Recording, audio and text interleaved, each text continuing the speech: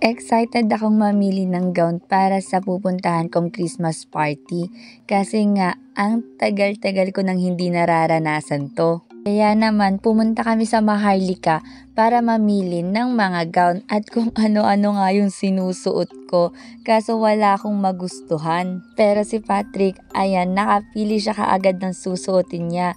Nung una, color violet yung pinipili niya pero sabi ko sa kanya kung magwa-violet siya, mas lalo siyang iitim kasi nga maitim na siya. Kaya ayan, wala din siyang choice, nagputi din siya kasi yun yung pinili ko.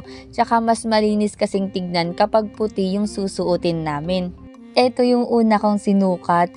Ang ganda sana, yun nga lang mukha akong pader kasi yung harap hanggang likod is sobrang flat. Kaya naghanap at nagsukat pa kami ng ibang gown tapos eto yung napili ko.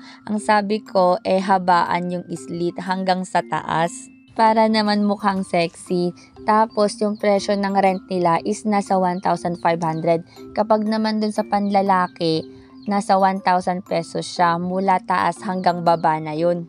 Sinukatan nga din ako kasi sobrang luwang nung dress. Ang sabi ko medyo sikipan sa dibdib, pati sa puwet at pati sa baywang para naman medyo may pagka-curvy siyang tignan. Just after nga namin mag-rent, nag-grocery na din kami at grabe, sobrang mahal na talaga yung bilihin ngayon. Kasi yan lang yung binili ko pero umabot pa ako ng 20K.